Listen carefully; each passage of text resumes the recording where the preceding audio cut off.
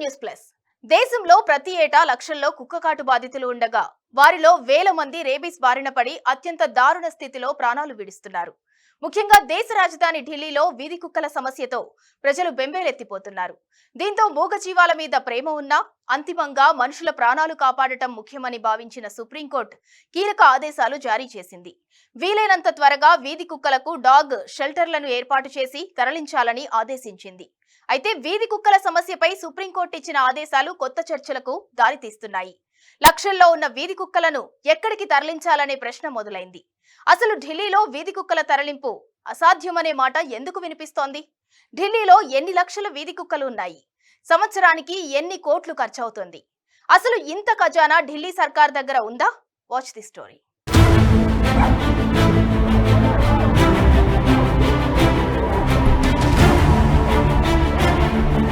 సాధారణంగా రోడ్లపై వీధుల్లో వీధి కుక్కలు గుంపులు గుంపులుగా సంచరిస్తుంటాయి. జనావాసాల్లో అయితే ఎక్కువగా కనిపిస్తుంటాయి. వీధి కుక్కల వల్ల చిన్నారులు, వృద్ధులు, మహిళలు తీవ్ర ఇబ్బందులు పడుతున్నారు. వీధి కుక్కల వల్ల రోడ్లపైకి రావాలంటేనే ప్రజలు భయపడుతున్నారు. అయితే ఇక రాత్రైతే వాటి అరుపులు, ఉరుకులకు ప్రజలు బెంబేలెత్తిపోతున్నారు. ఈ క్రమంలో సుప్రీంకోర్టు కీలక నిర్ణయం తీసుకుంది.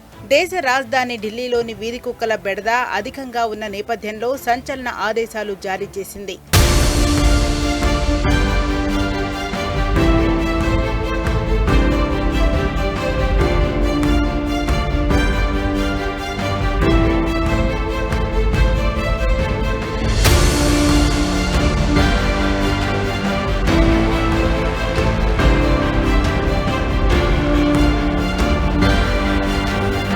అలాగే ఢిల్లీలోని వీధి కుక్కలను వీలైనంత త్వరగా డాగ్ షెల్టర్లు ఏర్పాటు చేసి తరలించాలని ఆదేశించింది.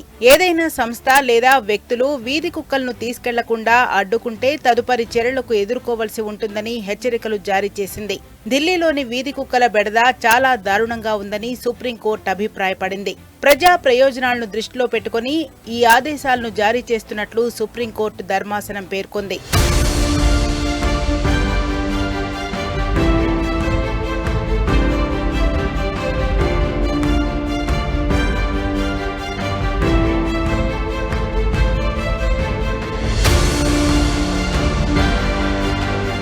కాగా యానిమల్ బర్త్ కంట్రోల్ రూల్స్ ప్రకారం స్థానికంగా ఉన్న సంక్షేమ సంఘాలు, అపార్ట్మెంట్ ఓనర్ అసోసియేషన్లు తమ ప్రాంతంలోని శునకాలకు ఆహారం ఇవ్వడానికి అవసరమైన ఏర్పాట్లు చేసే బాధ్యత ఉంటుందని నోయిడాకు చెందిన ఓ వ్యక్తి అలహాబాద్ హైకోర్టులో పిటిషన్ వేశాడు.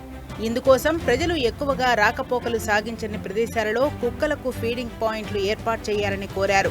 అయితే తన ఇంట్లోనే కుక్కలకు ఓ షెల్టర్ ఏర్పాటు చేసి వీధి కుక్కలకు అందులో ఆశ్రయం కల్పించాలని హైకోర్టు అతనికి సూచించింది.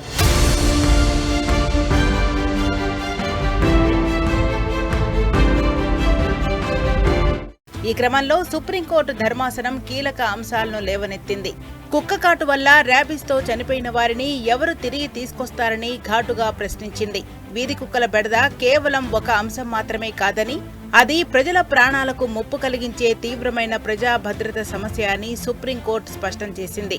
వీధుల్లో కుక్కలు ఎక్కువ కావడంతో వాకింగ్కు వెళ్లేవారు, ద్విచక్ర వాహనదారులు, చిన్నారులు, వృద్ధులు అనేకసార్లు ప్రమాదంలో పడుతున్నారని గుర్తు చేసింది.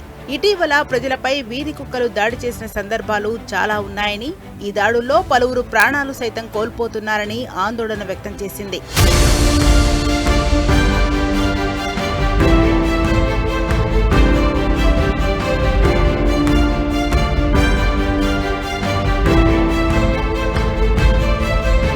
అయితే దేశ రాజధాని ఢిల్లీతో పాటు నేషనల్ క్యాపిటల్ రీజియన్ పరిసర ప్రాంతాల్లో వీధి కుక్కల సమస్య పెరగడం ఇటీవల అధికమైంది.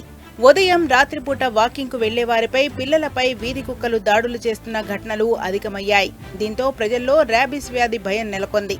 పలువురు కుక్కల దాడిలో చనిపోయిన ఘటనలు కూడా జరిగాయి. దీంతో ఈ సమస్యను సుప్రీంకోర్టు తీవ్రంగా పరిగణించింది. దీనికి సంబంధించి తాజాగా సంచలన తీర్పునిచ్చింది. సుప్రీంకోర్టు జారీ చేసిన ఉత్తర్వులు 8 వారాల్లోగా అమలు చేయాలని స్పష్టం చేసింది.